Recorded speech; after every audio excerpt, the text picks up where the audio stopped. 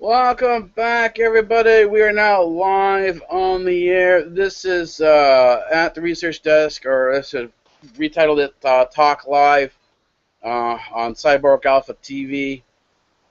We're definitely moving ahead with everything. I'm trying a new lighting setup. I'm trying a new setting on the desktop to see if we can improve the video.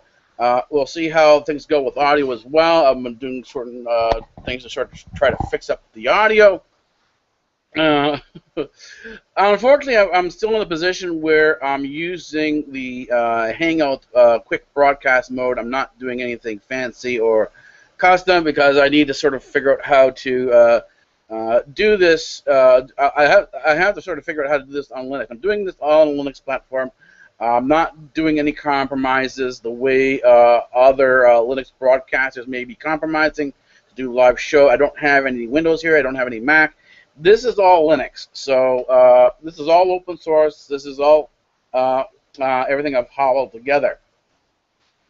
Anyway, our tonight's discussion, we're going to do the last in our series on government and conspiracy.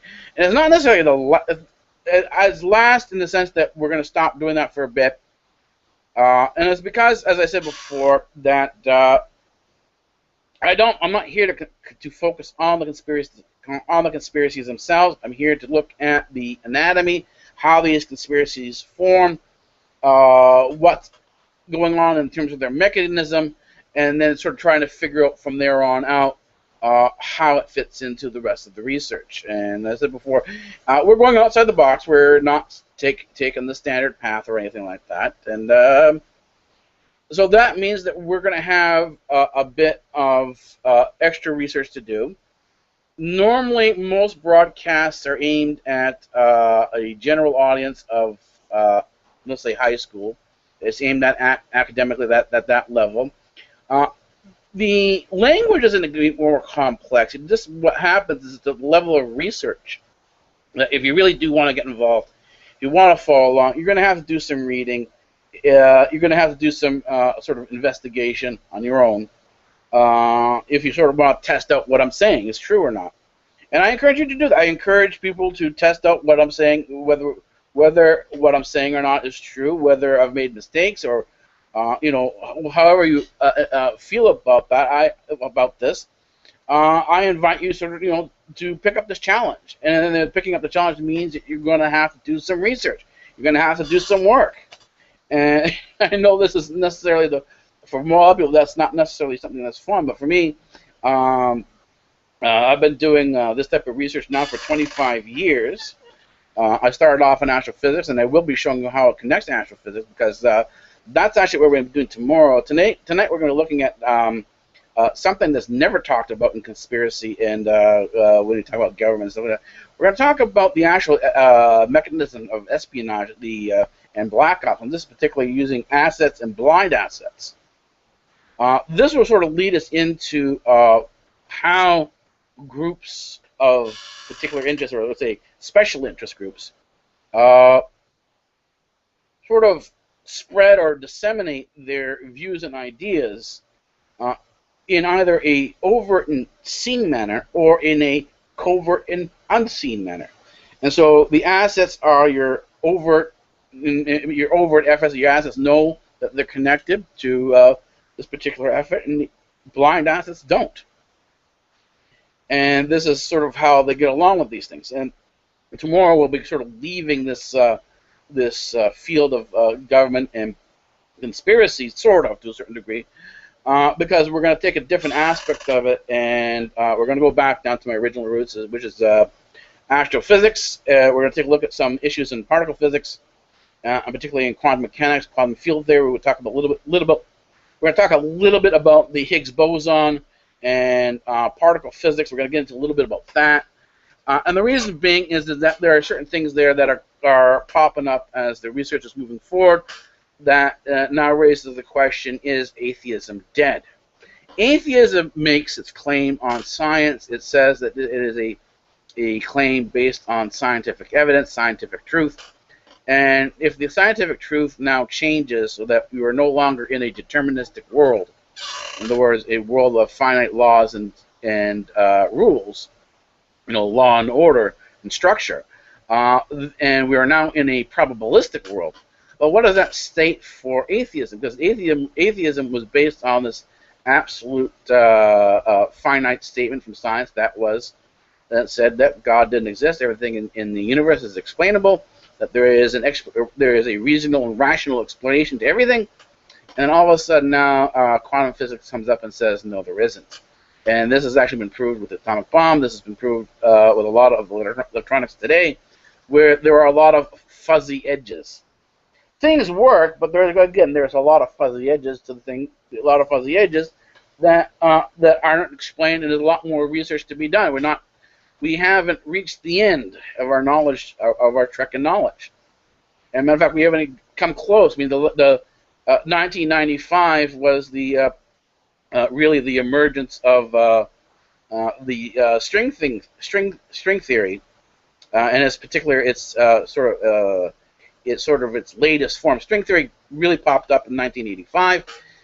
It then got lost for about 10 years, and then reemerged in 1995 with its latest iteration, because it had split initially from its original concept of the string theory into 5 distinct different theories, and now you have just about 2 theories left.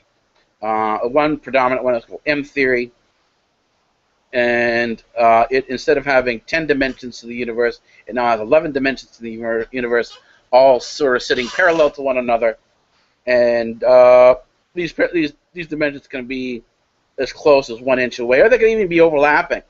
And just because of various different physical reasons, we just don't see them. And there's the beginning argument is that this is what dark matter and dark energy is, and in their calculations, based on the observed materials that's seen in the universe, they're now estimating that 95% of the universe is made out of dark matter and dark energy. That means that our total sum knowledge that we could ever hope to get to, if we never detect dark matter and dark energy, because it's outside of any form that we know, that means we are approaching a upper limit. The largest limit that we can ever approach in terms of our absolute knowledge is 5%. In other words, we will only get to a 5% certainty in our knowledge, and then the rest will remain unknown.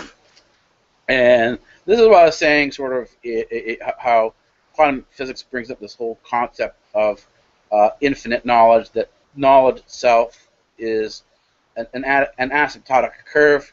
It's asymptotic. Knowledge is asymptotic itself. So you have, let's say, your absolute on your x and y here. These are on your graph. And I'm sorry, you have the graphing theory a little bit. And you could say initially that you have x and y. You have a boundary here on your on the y that's sort of stuck at one point, but it goes up and down y, so it's variable on y, but constant on x. And then you have another line here. Let's say you have another line across the top. Right. So you have. Let's get the edge of the screen here. This is your boundary to x. So this line here becomes your boundary to x. It's not your axis, but it becomes a boundary. And you have another boundary on the top that becomes the boundary to y. And what happens is that you get a line that comes up, approaches the x boundary, goes up, touches the y boundary, and then it actually makes kind of a circle type of thing. In other words, you can never touch the edges. You can never sort of approach the edges. And it gets more complex than this, because knowledge, like time, is asymptotic on all axes. In other words, it binds all of what we consider to be our reality, our realistic plane, which is essentially a 3-dimensional plane. We do include time in there. The time, in terms of our dimension, our 4-dimensional space and time, also throws in other curves, other problems, other uncertainties, that it's easier to demonstrate this in 3 dimensions of space. So our 3 dimensions in space, are bound asymptotically, and because they're bound asymptotically, that means we can never get outside of where we need to be. We can only approach the edges. We can never actually get to the edge itself, and this is sort of the nature of asymptotic of an asymptotic curve. In order to resolve this, not really resolve it, but deal with it, you need to go into calculus, and the calculus has a function in there called limits. And as you go into the calculus of limits, you begin to understand, okay, how a asymptotic curve can be dealt with mathematically. And so now you do have a mathematical base that you can now start and go and build on out, okay, because you now say, okay, I can't describe what I want to get to mathematically, right? I can't describe the actual thing itself, but I can describe the path to that thing I want to get to, and I can describe it to a certain degree where I can say, in the limit, we are functionally there, and that this is what it would. And again, you're given not an absolute, but you're giving an approximate understanding to these particular issues. And as I said, these things are all, and it does relate back to governments and conspiracy, because a lot of the research methods are the same, but also at the same time, the research into quantum physics and the research in quantum mechanics, the reason why you don't see a lot of it out in the public has to do with the research in quantum mechanics is more often than not classified as what's considered to be the work at Area 51. So you're not going to have a large chunk of work accessible to the average public. What's going to happen is that a large chunk of it is going to be restricted to researchers, those who get into quantum mechanics, and this is less than 1% of the population who get into quantum mechanics, who successfully get up that ladder. In the up to the second year, within the first and second year, there's an 80% attrition rate. In other words, 80% of the people who intend to go into quantum physics and go into science, the advanced sciences, end up flunking out. They just simply wash out of the programs, and they go on to other things. Yeah, I won't get into that right now, but we will do that maybe at some point in time in the future. We'll get into what happens to those who wash out of the science program. I find it kind of humorous, but then again, I'm one of the people. I'm one of the few who've made it this far. So, and I've been in here now for about 25 years, and it never gets any easier. It's not an easy thing to do, because you're dealing with an uncertain universe. You're doing open exploration of the universe, and you're dealing with an uncertain universe where there is no absolute knowledge. You're always kind of in a state where the thought of being an expert is long gone. There is no expertise anymore. There's simply, well, I've had this experience here, and my experience amounts to 25 years. And that's the only qualification that you really have. Yeah, I've been doing this for 25 years, and that's your qualification. And it's this sort of experience that gives you the ability to do what you do. And it's basically going out further and further into the unknown and trying to make some degree of sense out of it. And I said that's the daily work. That's what goes on here on a daily basis. It's not terribly exciting. It's primarily library work. There's a lot of mathematics involved. I do have tangents in different areas of research because I really do love library science. Everything that I've done here is based on library science. Even in quantum mechanics, you're researching quantum mechanics. If you're doing it from either an experimental side or a theoretical side, it involves, you do need to have a good library in your library, and all your research extends from the library. It took me about 5 years to build a good base library, and then once I had the base library built, I spent the next 20 years going out and doing exploration and sort of bringing it back to the library and adding on to the library. So that's what it is. Exploration actually helps build your library, because your random walk is you go out you find some information or you collect some stuff, whatever it is. You bring it back, you dump it into a pile, you go out again, you bring in some more stuff, and as your pile starts to grow, and there's enough stuff there, and again you're calling it stuff because you're collecting things randomly, so there is no particular order to it. You sit down, you start to organize things. You start to organize it. You start to say, well, what fits with what connects with what, and you get some degree of order out of it. In other words, the order comes from hindsight. It comes from having this collection of stuff and then starting to organize it. As you start to organize things, because you've gone out and collected enough stuff, you begin to start seeing, okay, this connects with this connects with that. You begin to start seeing connections. And this will shape your random explorations out into the universe, let's say. And typically your universe starts off locally, you start to spread your circle on out. Right? You start off locally, and then as you've done what you think you can do on the local level, you start to expand your circles outward, larger and larger. And this is kind of what I've done here. I started off typically in my neighborhood, at my parents' house, because I started in my bedroom, in the corner of my bedroom. Eventually, the thing took over my bedroom. I moved from the bedroom to the basement, so it was taking up now 2 rooms, my bedroom, and it started taking over the basement. At the point when it started taking over the basement, my mom had enough in terms of the clutter that was in the house, and I moved out to my first research facilities, which was, I think it was 15 minutes away from the house by car. It wasn't too far. And that began my sort of, that was the expansion to that point. It was a larger area, but it's a 15-minute drive from the house. So, and I did a lot of walking. So I walked back and forth in many cases back and forth to the facility, the new facility in the house. That sort of formed my research desk. I would have to call it pre 0.1. Pre 1.0.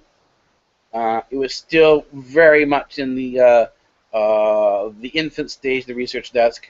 It was there, but it just wasn't what it was. It's nowhere near what it is today. The research desk now, I think we're on 3.0, and this is the 1.0 really began when I came in here. When I got in here, I think it was 1989, 1990. That's when the research desk 1.0 really began, and then every 5 years it sort of expanded out. And this, so far, in the last 2 years, has been the largest expansion of the research desk. I moved from just basically a couple individual computers. The beginning of 3.0, I moved off of Linux, off of Windows XP. I left Windows XP onto Linux. From the Linux system, I moved on, and it started off on just a single laptop. I tested it out on. From a single laptop, it's spread across to an entire network. So now I have an entire network. 3.0 is now across the network. It's a research desk across the network. It includes 4 components that are mobile. These are the Android components that form CyborgAlpha-Mu, and this is all occurred within this year in terms of the actual coming together. So this marks the largest expansion, including the going live, the new live TV channel is coming. That's going to be 24/7. There's a new live 24/7 channel that's coming. That's being fixed up this week, but it won't start broadcasting on a regular basis until August 10th, on 11th. That's around that time frame, and it's not going to officially launch until January 15th. That's the official launch date. So basically, from August 10th and 11th to January 1st, there's going to be a lot of fixing up. There's a lot of odds and ends to take care of, and that will sort of get us to that point. That will be again, this is going to be the largest expansion, going from just my local neighborhood out onto the internet into a larger expanse of research. So that's 25 years. 2015 will just be about 25, 26 years, because it was November 89, November 89 is when I began. So by the time we get into 2015, we'll be onto our 25th year. So it's been a long time. It's been a long run.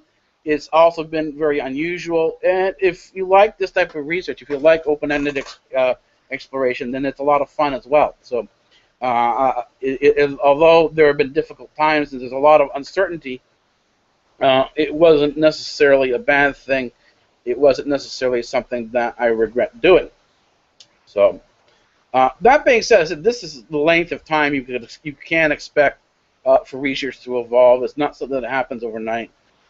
If you're just starting into this, you're looking at basically your undergraduate period here. You're starting off at undergraduate research, basically that's second year university. That's when undergraduate research really starts to begin, and then you move from there on out. So look at this, and is it PBS, Discovery, they do high school, and maybe they get into a little bit of the first year generals in university. In other words, they do very general, very loose-based general courses in terms of their academic offerings from PBS. They really don't get into a lot of meat. This is the same thing is true for the BBC. They have the Open University there.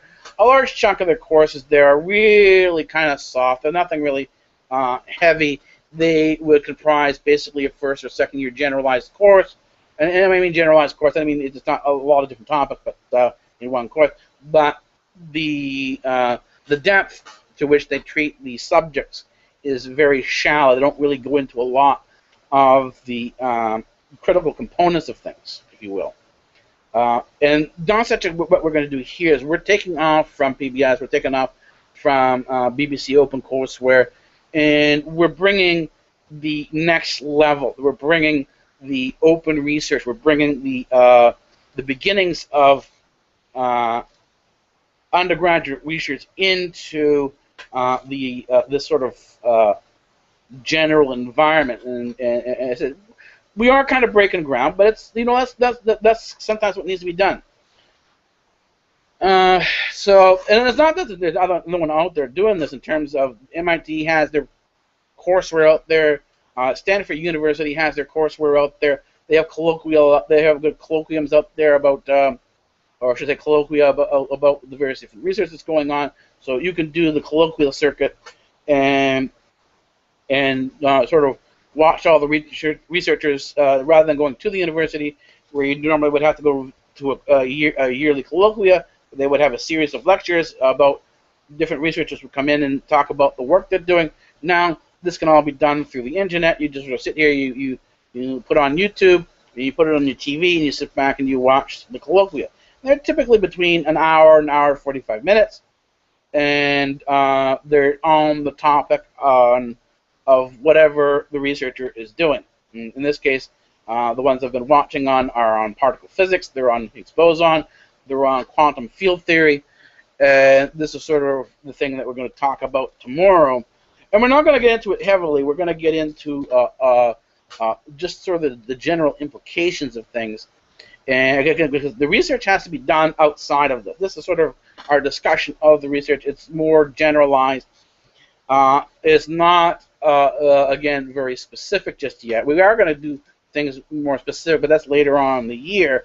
We'll get more into things. We'll get more heavily into things. I think it's going to be a year before we really get into start doing lectures and discussions on calculus. And the thing is, this is coming this way. And the thing is, a lot of this research here, this type of research, the standard of research, is very useful, very beneficial when you're going back in, you're looking at these conspiracy theories. You take the techniques you've learned in physics, you take the techniques you've learned applying to other what we call this open research, and you bring it into the political science realm. You bring it into the history realm, because everything kind of interconnects. And again, I said it interconnects because if you're going down the path of quantum mechanics, and this is kind of what I did, and I'm now working on building a quantum mechanics lab. And you go into, you see, there's a lot of times the equipment, if you're on your own, and I have my own independent facility, and I'm not taking money from the government, that means I have to source my own funds, I have to get my own equipment, and I don't have $1 billion back end, I don't have $1 billion black budget, because most of the physics programs that are done by the government, if you get into a good research facility, they're all black budget programs. That's where you do the meat of your work, the chunk of your work. The large chunk of your work is done inside of a black budget program. This is where the Tesla stuff is done. This is the work that, if you're talking about John Hutchinson and the Hutchinson effect, this is the sort of the same thing here. While the standard universities, when he went to the various different universities and sort of the public professors, they hemmed and hung. Well, we're not necessarily interested, but the thing is, the ones who were interested were the military types who came knocking on his door later on. And typically, what happens is that what you see in front of the university, in terms of university research programs, these research professors are your front. They're the face that you see. Behind them is the black budget program. There's a lot of black budget programs at the university level, but they're not up front. They're not what you see. And this is why they call black budget. They're not supposed to be seen. They don't want these programs to be seen by the public. Right? And this is the whole thing with Tesla. This is the whole thing with, a lot of these programs, these so-called UFO programs. And this is how one connects to the other. You go to UFO, you talk about conspiracy, and of course you talk about government cover-up. But the thing is all this stuff happens around these university programs, the research programs, the research facilities and institutes that are working on physics. This is where physics is. So when you go into this and you get up to the PhD level, you get up to the research level, these are the things that kind of open up to you, and your decision is: do you go independent or do you go into a government facility? And my choice was to be independent, because I found the government facilities to be too restrictive for me. I don't like to be restricted in my research. I want my research to be more open-ended. I'm following the random walk, and when you follow the random walk, you do need to have that sort of freedom to be really random about your research. Go into a library, go into a bookstore, looking for source material, get distracted by something, and go off on a tangent for the next 3 weeks. For 3 weeks you're gone off. You're off the physics topic because something else has caught your mind, and you're sort of researching that for now. And the thing is that's kind of what happens a lot, and that's how I got onto all these other things, without realizing that they all at some point in time will connect back. And that's kind of what's happened. Is as I did the research, I realized that these things had interconnections. As you go into the history of quantum mechanics, you go into the history of these military bases, this research. What do you run into? You run into the UFOs. That's the first thing you run into. Research a little bit further, you run into the Nazi science program. You run into Werner von Braun. You run into the Bell Project. You run into all these. You run into the Philadelphia experiment.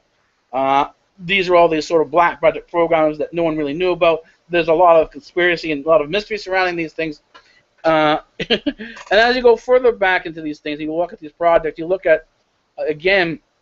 You go past prior to World War II, and you all of a sudden start seeing projects popping up by Tesla, and you see Tesla projects popping up, and so now you get into that, and you get into the whole conspiracy theory about what happened to Tesla, and so you're now mired as you get further and back into physics, into the origins of the Nazi science programs. You've already waded knee deep into a lot of government conspiracies, so. It's not an issue really to sort of say, well, I'm going off and I'm going to research these conspiracy theories and see what they're all about, and that's kind of how a physicist winds up looking at conspiracy theories, and I'm coming into these conspiracy theories not as a political scientist, not as a commentator, but as a physics researcher, and I came in to sort of figure out what this whole conspiracy thing was all about. And I realized that this is kind of where you, how should I put this?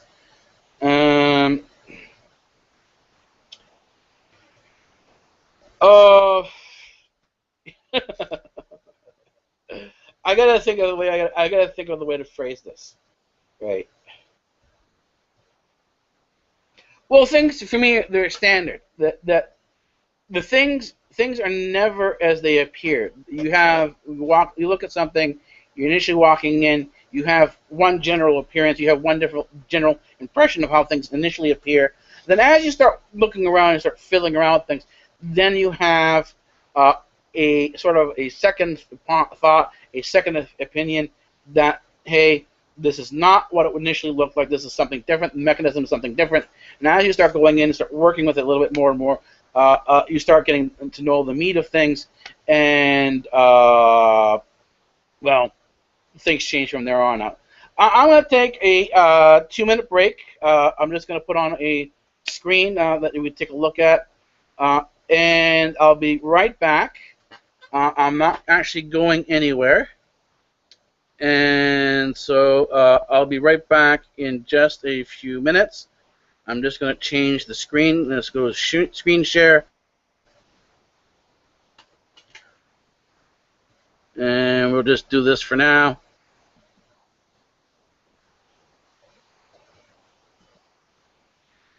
All right. I'll be back in 2 minutes.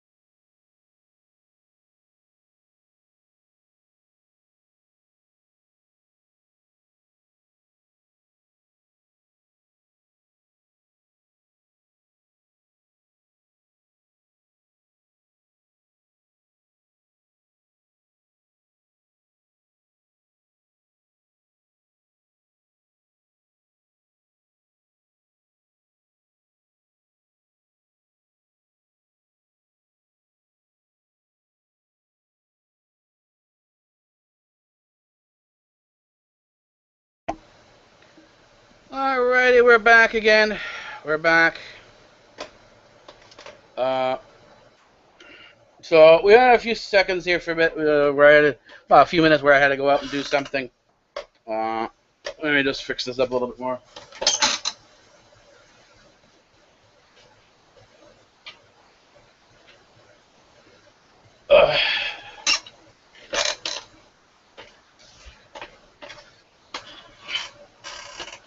As you can see, we're still working out the kinks. There are still certain problems that are happening that I'm not really in control of. So, you know, things happen during live broadcasts that you're not necessarily in control of.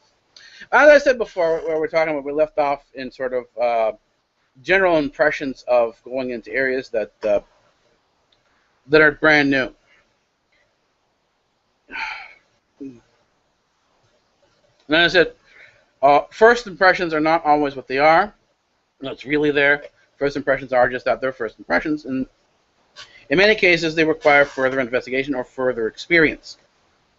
And this is sort of the same thing in conspiracy theory. You look at conspiracy theory, you start taking your notes, you start listening to the people who are talking about the conspiracy theory, you start listening to the so-called pundits and experts that are in the environment. And generally, it's in the beginning, it's just simply a lot of note taking. You're taking your notes, and you don't necessarily have opinions on it. You just sort of sit back and sort of mull things over, and well, okay, interesting, so on and so forth. And you jot down these. And then initially, it's the way I take my notes. It's initially the notes are mental. You're just simply taking notes. And I do have a journal. I'll come back, and at the end of the day or whenever I sit down and I write my journal, and I write out these thoughts and ideas that I had for the day. And it's just not until later on that, till enough notes of I realize I've picked up enough notes. That's typically at the end of the week that I sit down, look at the notes I've written for the week in terms of my journal, and see is there enough material there to start reorganizing things and form a more organized notebook on the topic of whatever thing I've worked on, whatever thing I'm working on. In other words, your journal is a collection of ad hoc notes. Do you have enough ad hoc notes to start organizing and reorganizing into a collection that's called a notebook at this point in time, because you can organize a notebook. And the thing is, it is fundamentally a library of notes. A notebook, when it's organized like that, is a library, so it connects to the library. It's an extension of the library.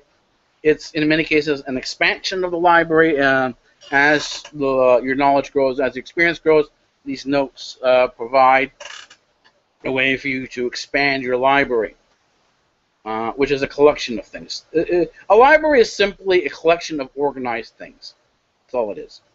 And it could be large, and it can be small, or it can be start out. Most libraries start out small, and eventually, as they have more and more experience, and the collection grows, the library itself grows. And so this is the same thing here. As you go out and you collect more notes, and you often make it collect more things, your library grows. Your library grows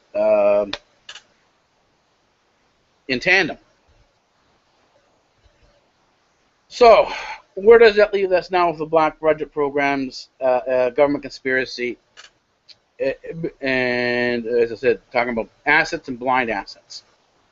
Well, everything we've done to this point in time is the preliminary cursor work. It's the preliminary work that's needed to sort of build a good base that we can go in and start talking about assets and blind assets, because we've got a good enough comparison base that we can now, build on this and sort of understand, okay, in context, here are what blind assets and assets are. And because we realize that we are talking about conspiracy theory and stuff like that, we realize if you look at the conspiracy theory, and this is sort of where I looked at things, is that you realize that a black budget program, this is the physics and stuff like that, connects you to black ops. Black ops takes you back into PSYOPs, and PSYOPs takes you back into black budget programs again. In other words, they're all interconnected. A PSYOP program and PSYOP, in terms of research program, as your black budget would be the experiments, the LSD experiments done from the 1930s all the way through Timothy Leary in the 60s psychedelic movement, into the rehashing and the reinvention, if you will, of LSD and psychedelic mind expansion that's going on today. I've been watching a variety of researchers, particularly in neurology, bringing back the concept of using LSD and other types of hallucinogenic drugs as a form of psychiatric therapy. So now, once again, we're in after the horrors of the 1930s from the initial trials and the drug addiction that led to the 1980s, the 1980 drug war. As the drug war ends in a massive failure, because it was the government who initially started the drug war and just simply spun out of control in the 1980s, they're now saying, let's do this again. But again, this is sort of where the whole utopian aspect of things, that so this whole so-called New World Order, which is really a utopian idea, a socialist utopian idea, comes up, and it says, well, yeah, the last time was a failure, but they didn't really know what they were doing. We know better this time. This time it's going to be different. This time we'll do things right. But if you take a look at what this so-called group is doing to bring about this new world order, this socialist utopia, you begin to realize that they're doing. And if you look into history and sort of compare this to what they've done, comparing what they're doing to what's been done in history, you realize they're doing the same thing over and over again. And that means if in history it failed once before, it's going to fail again. And so my argument about the New World Order is, yeah, many people may be pushing for it, and there's a lot of people in power who are pushing for it, but there is something to be concerned about. But that doesn't necessarily mean that it's going to happen, or that if the attempt is made, then it's going to be successful. Because in the past, it never has been successful. No utopian society has ever succeeded. I mean, the Soviet Union started off, it was supposed to be a utopian society, and it wound up with millions of people starving to death. The whole Maoist revolution in China was this utopian New World idea. And said, things are going to change, things are going to get better, we're going to wipe out hunger, we're going to wipe out poverty, and so on and so forth. And again, it wound up with millions of people dead from famine and starvation. To understand this, again, this utopian New World Order idea, look at South Korea. Look at the number of people who were lying dead in the streets of South Korea. You don't see this on their news or anything like that. This is not what they advertise, but you know, you have basketball stars and other types from Hollywood going there now and being buddy with this. I think it's Kim Jong-un or something like that. I can't remember what the name is. I know Kim Jong-il, and then it is also Kim Jong-un. Now, which is the son, which is the father? I can't remember at this point in time. I'll have to go back and sort of take a look at this and correct myself if I am wrong, or correct myself as to which is which. And you have comments from people like Dennis Rodman coming back. There's nothing wrong with North Korea, right? Because why? What's happened? Do you really think that Kim Jong-un or whoever he is, Kim Jong-un or Il is going to take the NBA basketball star to the rough areas of town, to the points in town where there are people lying dead in the street, or are you going to take him up to the party areas, you know, the state party area, which is the main political ruling part of the Communist Party area, which looks like North America. They have North American houses. They have, you know, they live in these estates. They have an abundance of food. They're not starving like the average North Korean is. And this is actually where Dennis Rodman is taken. And so there are performances put on for Dennis Rodman. There are a variety of treats. There's a variety of presents. And Dennis Rodman in North Korea is given the diplomatic treatment. So he comes out of North Korea. And, hey, this is great. But the thing is, this is where you would say, well, what's this guy doing?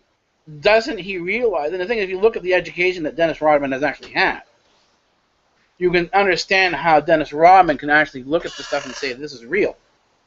Because that's what he experienced.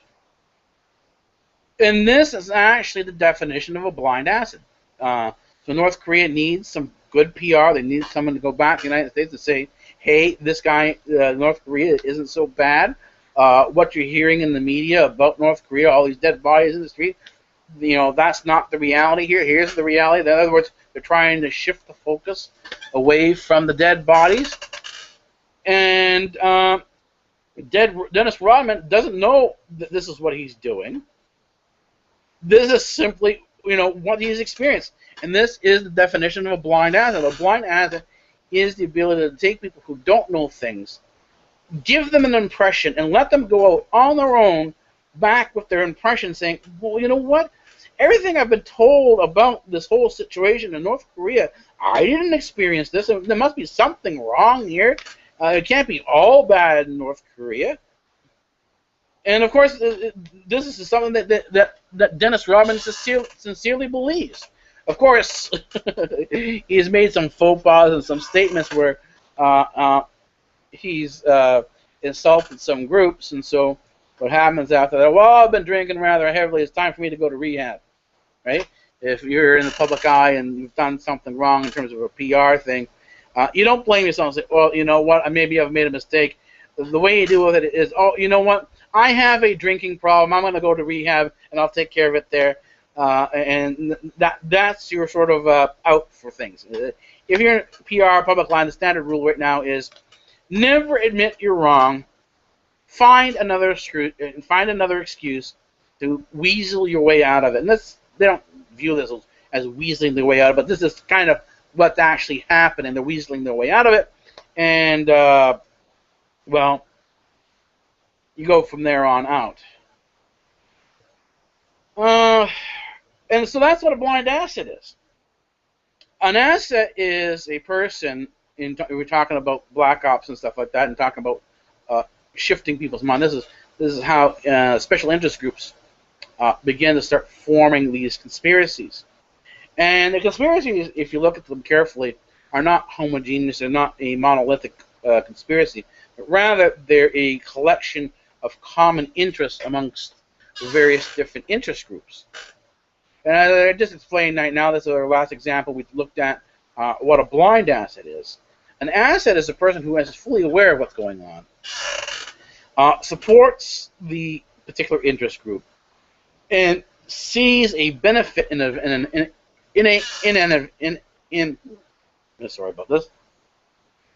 event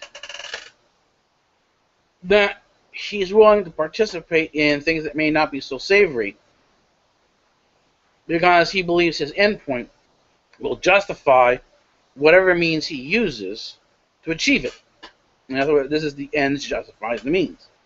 And there are people who believe this. This is the term. If you listen to the term very carefully, you have to watch this very carefully in the news. Listen for the term collateral damage. Collateral damage is a military term, is used for military purposes, and it's used to assess the success or non-success of a particular battle, and whether or not strategic goals were achieved or not. So when you hear this on the news, you hear them talking about collateral damage. You're listening to a military term. You're listening to military PR, because they don't go in and explain to you that this whole thing about collateral damage. They're talking about human beings. And I'll give you an example of how this is in terms of our recognition and non-recognition of the humanity in the whole concept of collateral damage. And more often than not, we hear terms when you're listening to issues regarding militants, particularly as Palestinian militants, that an Israeli guard or so on and so forth has killed a Palestinian militant, or they've killed an Iraqi militant, or they've killed an Al-Qaeda operative.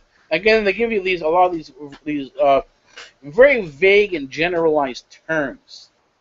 What in many cases you're not seeing the specifics. You're not seeing the reality of what's going on the ground. And this includes the human casualty reports that are going on. And because they're written off as collateral damage, they'll talk about collateral damage. They'll talk about X number of civilian deaths as collateral damage. Well, to put this in perspective, right? The collateral damage that was acceptable in Iraq was close to 100,000 civilians. Afghanistan, the numbers are very similar.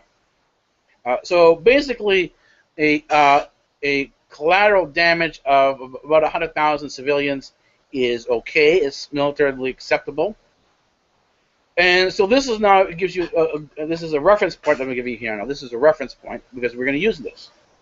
If 100,000 people are dead, 100,000 deaths, 100,000 deaths of civilians is acceptable as collateral damage, then certainly the number of people, the 3,000 who died or so, who died on 9/11 are well within the collateral damage range.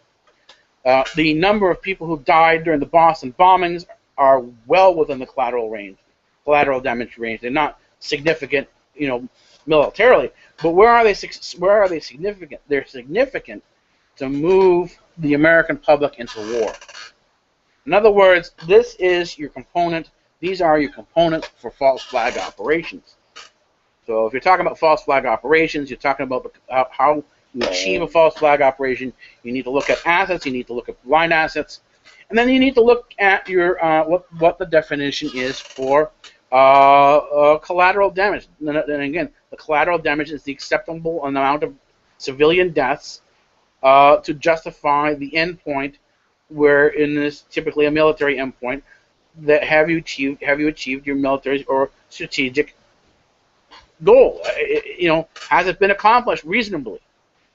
And if you're within a certain number of collateral damage, a certain amount of collateral damage, then yes, you're successful.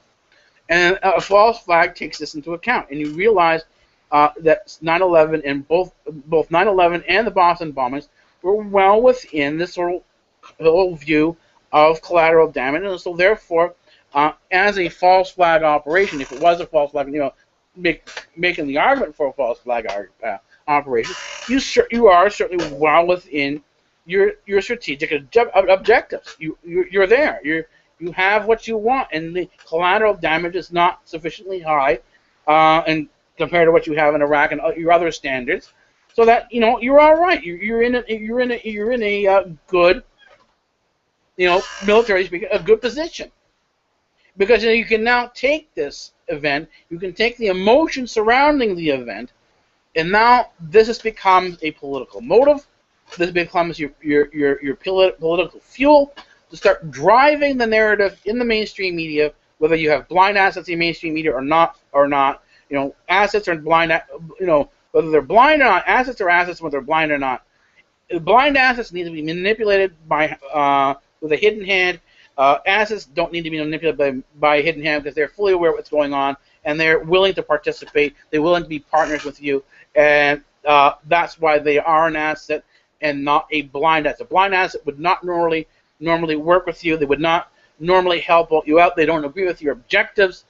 But what happens is the way they operate, the way they function, the way they think, you can put in certain manipulations. You can put in actually an operative within this blind asset.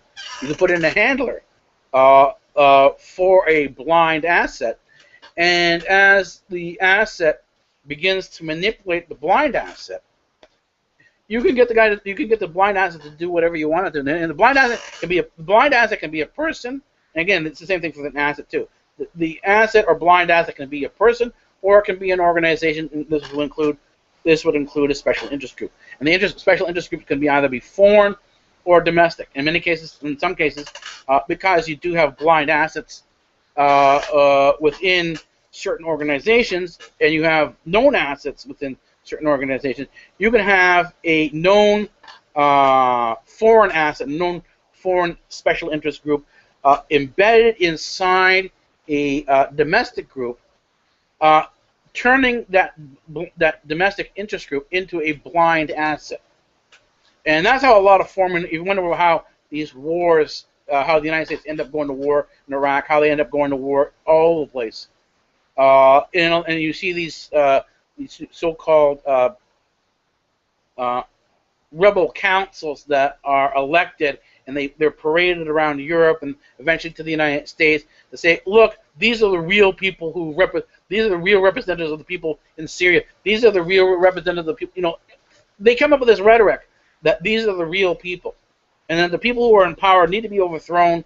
You need to have regime change, because these are the real people. These are the people who need to be in power. This is the formulation for war. The people who are being pushed around are actual assets. They're real assets. They're aware of what's going on.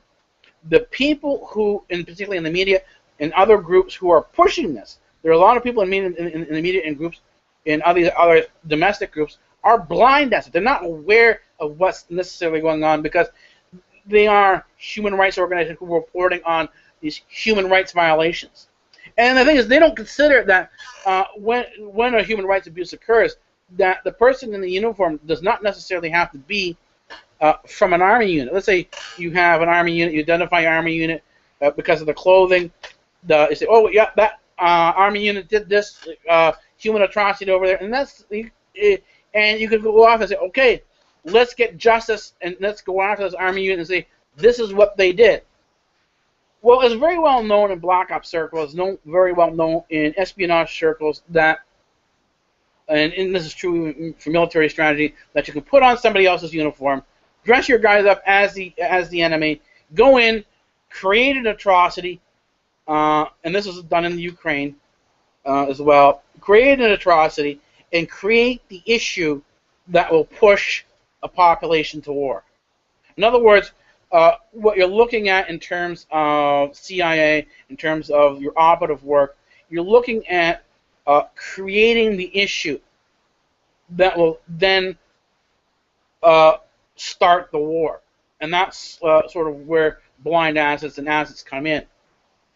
So it's now just about 10 minutes to 11.